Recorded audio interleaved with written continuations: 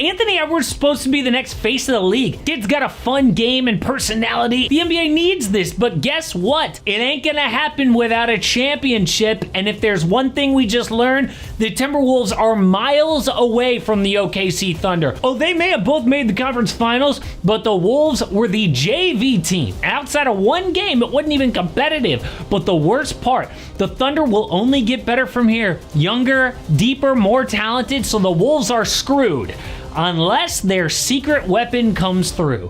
Front office guy Tim Connelly built the champion Nuggets. Then he got to Minnesota, immediately traded for Rudy Gobert. Not good enough, dealt Karl Anthony Towns. So the point is, this guy is not afraid of making a big move no matter who goes out. The only untouchable is Ant. So what are they planning to do now? Well, before we get to that, it is so cool that Minnesota isn't just comfortable making the conference finals.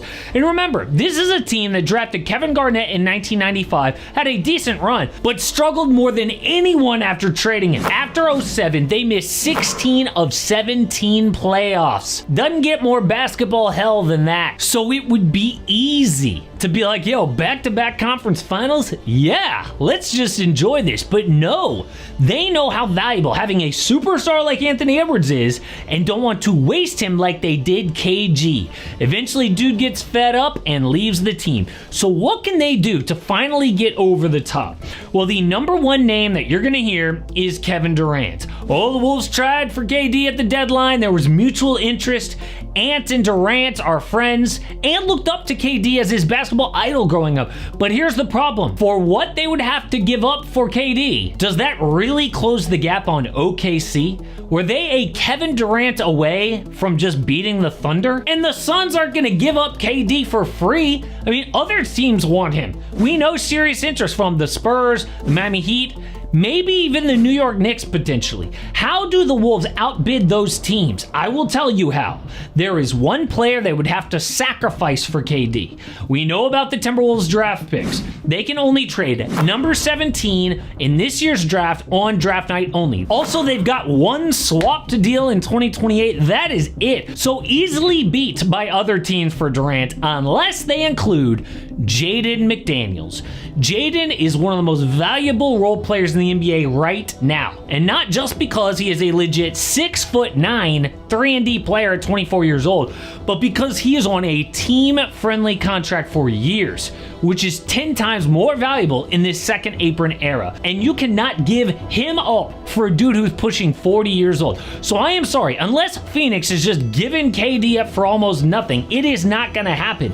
I don't care what ESPN keeps telling us. Forget about it. But there is one other name that people are not mentioning, and it's not Giannis.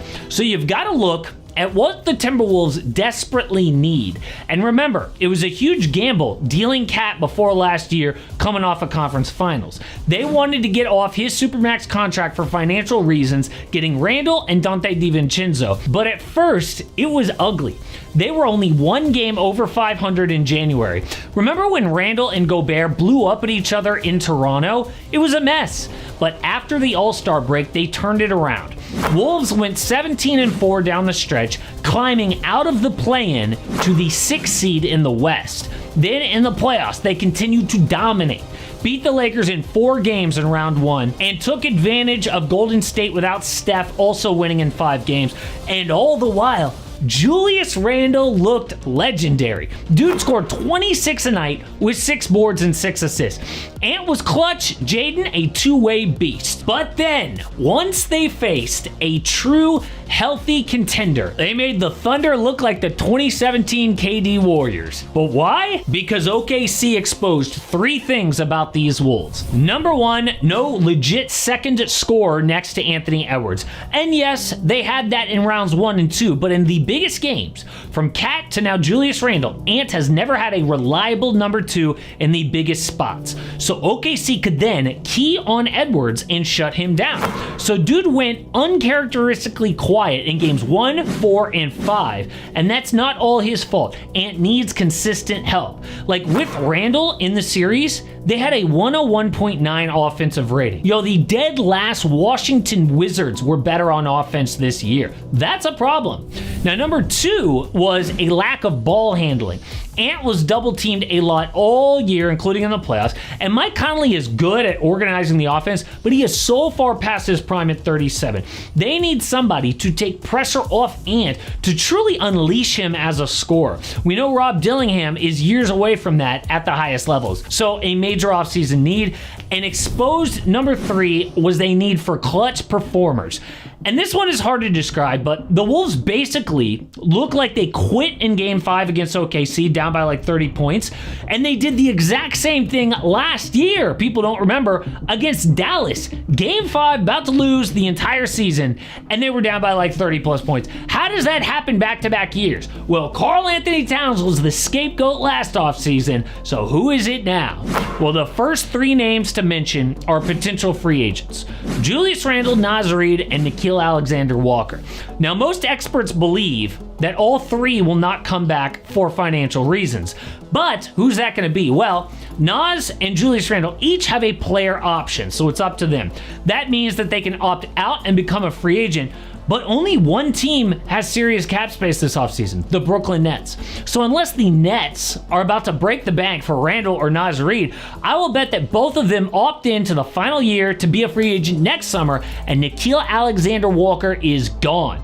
But the good news is Minnesota is then under the second apron and able to make trades. So who is out there to get?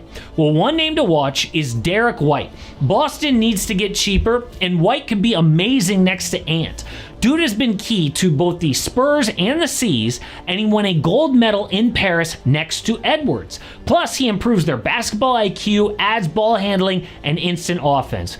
But he's not a big name. So what about Darius Garland? Well, plugged-in Cavs reporter Chris Fedor says the only untouchables in Cleveland right now are Donovan Mitchell and Evan Mobley. But Garland is exactly what the Wolves are looking for. He is a talented, true point guard who drops over 20 a night. Plus, the Cavs have the same problem as Minnesota did last year. Fell short in the playoffs, are super expensive. So like Cat, Cleveland needs to get off a big salary. But what would it take? Well, assuming that Randle opts in, then maybe the Wolves get Darius Garland, the Cavs get Julius Randle, that 2028 swap, and a 2029 second from the Wolves, and the Hawks get Dante DiVincenzo and a number 17 pick thrown in just to make this whole thing work. But why would Cleveland ever do that?